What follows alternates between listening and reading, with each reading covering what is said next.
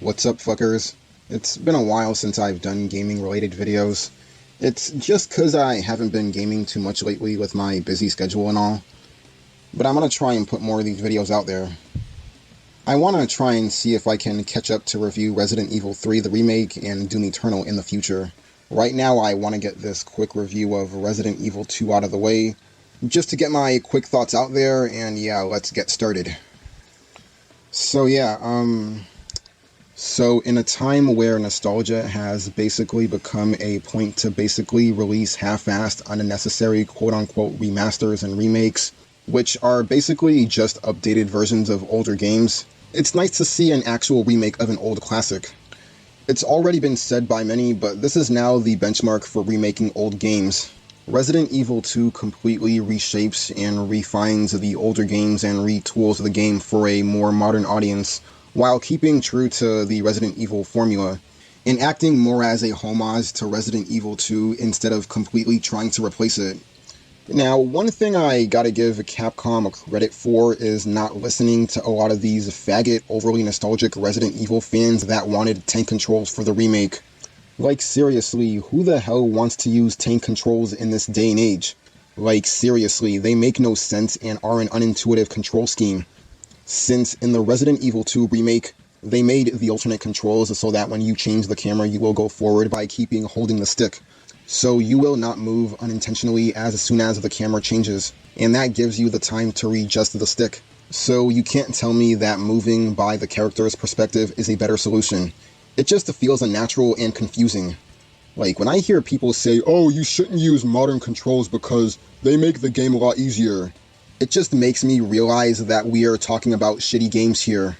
Like, seriously, even with the modern controls, it still gives you that awesome horror experience, so I don't want to hear it. But as for the game itself, the atmosphere is on point, bringing the horror back to Resident Evil. I absolutely love the third-person camera and the return of the police stations, which offers some great nostalgia. The zombie behavior and the procedure damaging is probably the best I've ever seen, making you feel like you're part of a horror movie.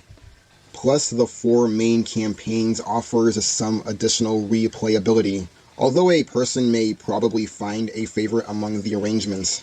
Hunk and Tofu returns along with a handful of super weapons to unlock through the rankings, all offering a decent size package. On the downside, as a Resident Evil 4 fan, I feel like much of the game has been left to die, and sadly the combat of this game doesn't come close to Resident Evil 4's, nor does it have the variety of weaponry, the upgrades, and lacks the specifics of the inventory system. There are also not that many in the enemy department, which you could argue was a restriction of the source material in that way.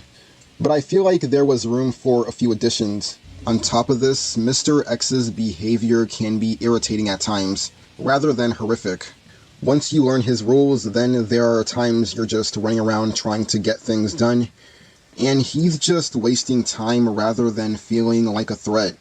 Also, for me, I found the random head durability of the zombies to be aggravating at times, as you never know if they'll take 12 shots or even just one.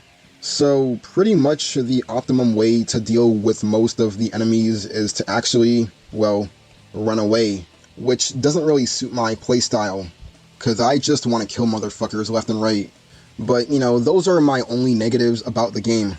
But with all that said, I feel like this is the strongest Resident Evil game after Resident Evil 4.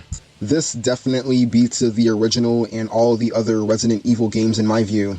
But what can be said, the combination of the best zombie game created by Capcom at the time, as it expanded the universe, creating the mansion in the Arcline Mountains with the playability of the beloved Resident Evil 4 that was a revolution at the time, together with the incredible graphics of the Resident Evil 4 engine that came from the hand of Resident Evil 7.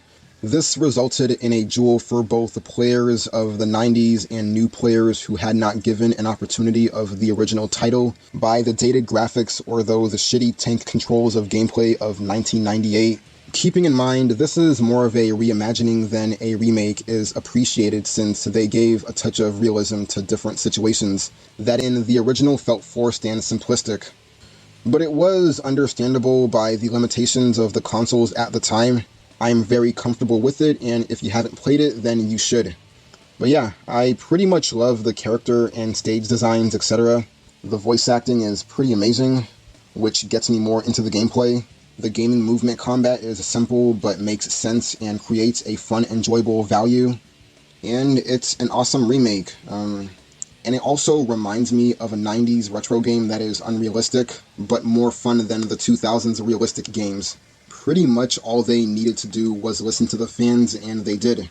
You know, they put the good game mechanics and discarded the bad from the previous series. Combine all that, and they created a masterpiece of a game.